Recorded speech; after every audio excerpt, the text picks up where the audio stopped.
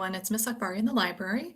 I wanted to tell you a little bit about the book Hitler's Secret by William Osborne. This is a book from our historical fiction section. Historical fiction is when the author makes up the events of the story, but a lot of the details are set in a certain historical time period. Some of the characters in the book may even be figures from history that we know, which makes for a really interesting read. I always think historical fiction kind of brings events I've learned about in history class to life, and I like that.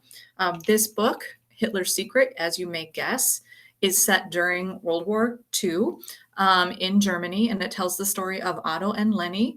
And I'm going to read just a little bit of the beginning of the book. Right now, we don't really know what this map all means, but it will be important to the book as you read on.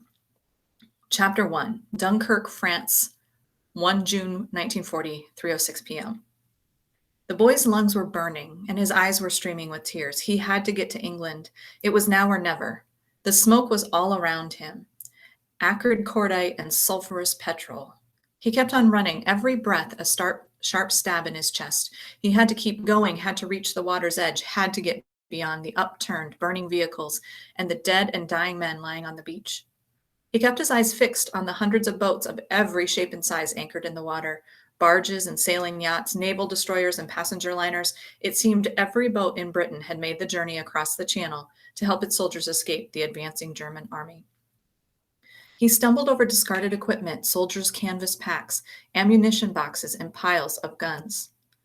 Then the boy heard the sharp roar of airplane engines at close range. He turned. 3 Messerschmitt fighters were racing straight towards him, and they were no more than 50 feet above his head. The water was only about 200 yards away now. He was so close. The boy tripped and stumbled as the planes flashed overhead. Suddenly, he realized he'd lost his money belt. Its zipped compartment contained his whole life, everything he had managed to snatch from his home the afternoon he made his escape. Photos of his parents and brother, his identity card and German passport, the last of his money. He crawled over the sand on his knees, searching for it, machine gun fire kicking up columns of sand around him. Something glinted a few feet away. He snaked towards it on elbows and knees. It was his father's gold wristwatch, which had been tucked inside the belt for safekeeping. At least he had found that. The Nazis had taken everything else. There was a sudden blast of whistles along the foreshore, and the sound of orders bellowed above the explosions and gunfire. The rescue boats were leaving. He sprinted the last few feet to the water, plunging into the surf. Another wave of German planes circled to the west, lining up for an attack. He spotted a small wooden riverboat with a green hull and white trim. It was only about 50 yards away, but it was already completely overloaded with troops. Its skipper, a duffel-coated man with a pipe clenched between his teeth, was pulling up the anchor. The boy waded out. Within a few steps, he was out of his depth. He was a strong swimmer, and the cold water revived him. He lifted his head to check his position and saw a plume of black exhaust appear from the back of the riverboat as the skipper engaged the propellers. "Bitte warten Sie," the boy shouted at the top of his voice, but they didn't understand. They weren't going to wait for him. The boat was beginning to move forward on the swell, the captain looking to maneuver through the burning wreckage of other sinking boats. The boy knew if he let go of his father's watch, he could gain a little more speed, but he refused to do it. It was all he had left. Instead, he plunged his head into the water and kicked harder. He had to keep going. He had to make it. Then his arm struck the side of the boat, and he pulled his head up. The boat was so overloaded it was only a foot above the water. He grabbed the rope around the side with one hand, fighting for breath, and found himself being dragged along. A plume of water erupted in front of the boat. A bomb. The skipper spun the wheel. The boy thought his arm would be torn from his shoulder as the boat rode into the swell from the bomb's impact. His head slammed against the hull. "Hilf! Hilf mir!" he yelled.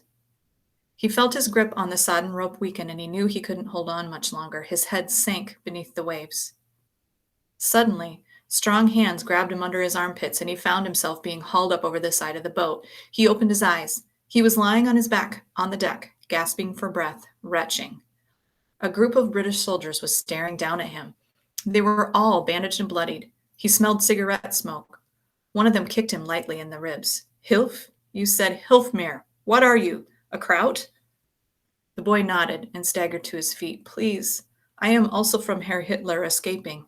He had to convince them to take them with him. "Victory for England!" he shouted desperately. Then his eyes rolled up into his head, and he pitched forward onto the deck.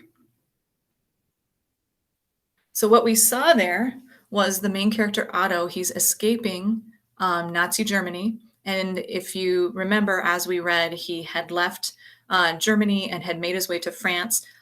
Where he is in France is on the water, so on the English Channel, and he's trying to make it to Great Britain because if he makes it there, he knows he won't be subject to all of the disasters that are happening in Germany. What happens when he gets to England is he meets Lenny, and he is sort of persuaded or threatened, you might say, to go back to Germany. He and Lenny end up going back there to act as spies. So it's not enough that he had to escape Germany once, and that he ends up being back there and having to survive that as well.